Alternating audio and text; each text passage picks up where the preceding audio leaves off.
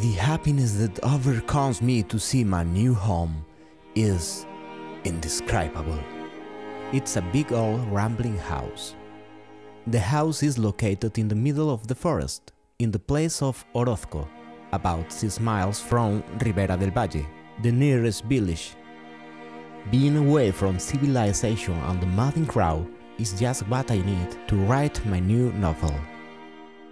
Right now, I get off the carriage that has brought me here together with the packages with my luggage. Every week I will receive its visit to supply me with food and to receive or to send correspondence. I love the house. It's comfortable and its location unbeatable. In spite of this, I have a strange feeling inside of me, difficult to explain in words, something that disturbs me. I cannot explain why.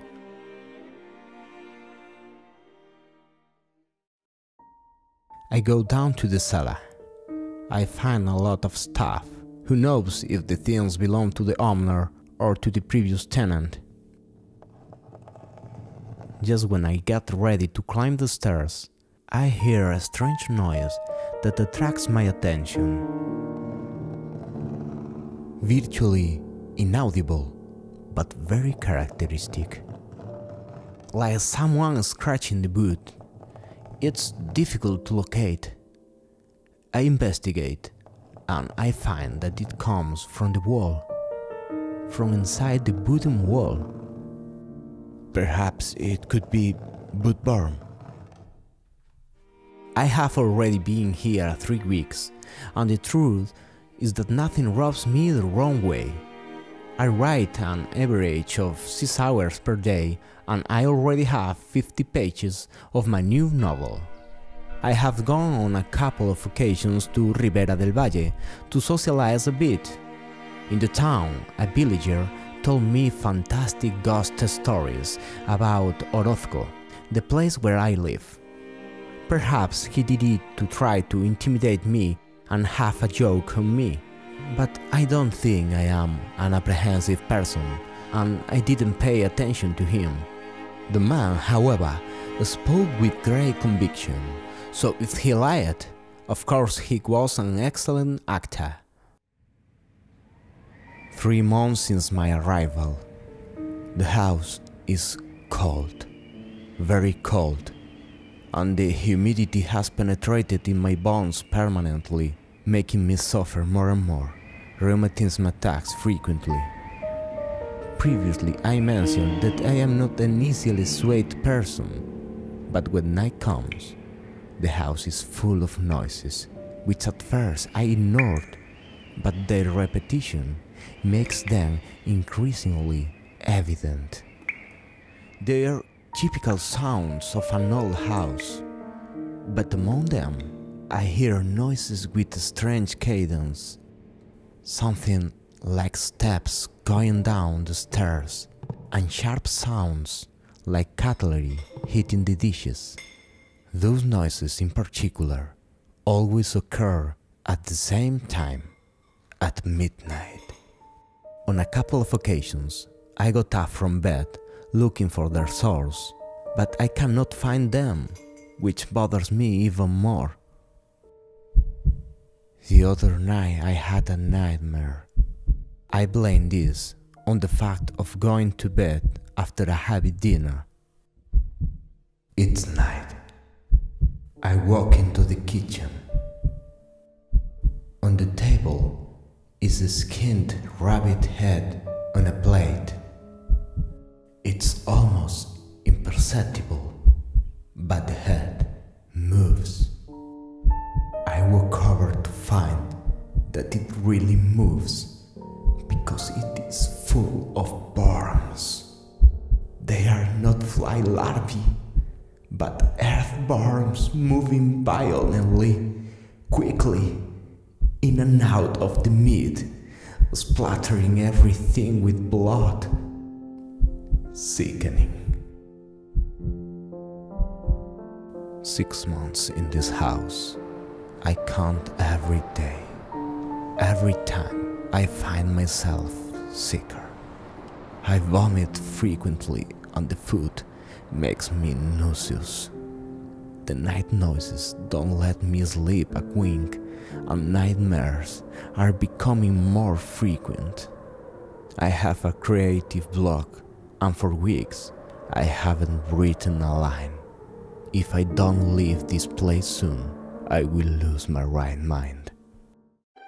I'm sleeping peacefully, and a premonition makes me wake up with a start. At the foot of the bed, I see the hieratic figure of a person. It looks at me.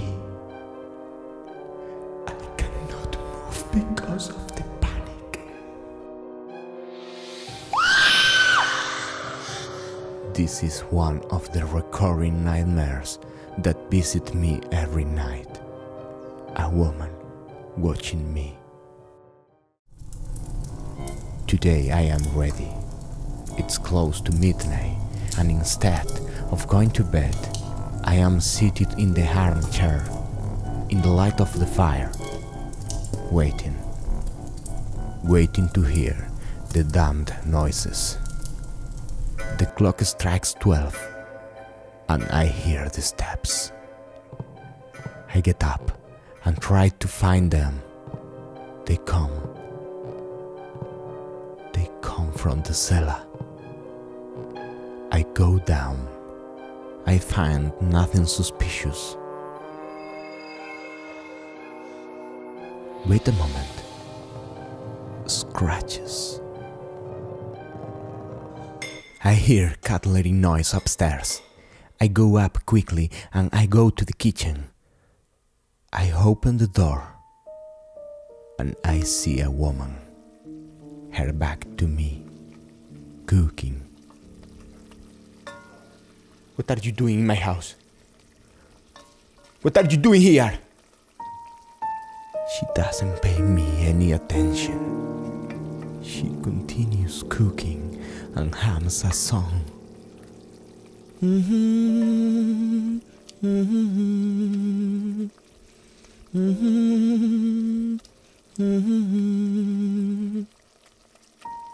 She turns and looks at me.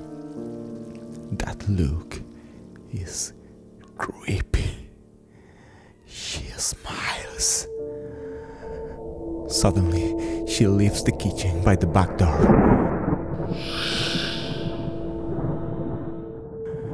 I react and follow her. I look out the window and see her disappearing in the woods.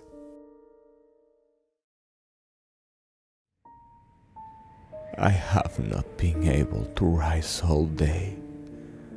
I have vomited blood. I am very weak. I need a doctor. But worst of all is what I found in the cellar. Some clippings from the village newspaper. News talks about the mysterious disappearance of Juan Olivares from his home in Orozco, the house where I live. The main suspect is his wife, Leonor Murciego. Leonor Murciego is in a mental hospital, announces another. Leonor Murciego escapes from the madhouse, says the latest.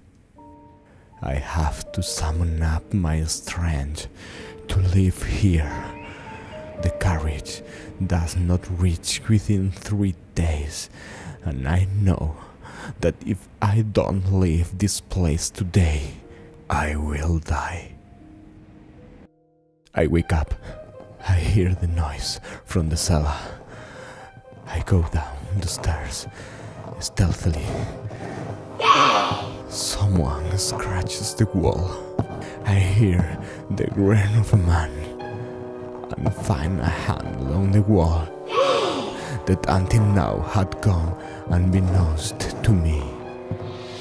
I turn it with the little strength I have. In there is the terrible vision. Juan Olivares, gag. It's just a putrid skin. The burns have already devoured his eyes and now polish off other parts of his body. But he is still alive. He raises one arm slightly, as if he asking for help, but it doesn't help what he asks. He warns me. He warns me that behind me is his wife, Leonor. She brings her husband the soup with which each night she feeds him and me another, with a small dose of cyanide, which from some months ago it's killing me.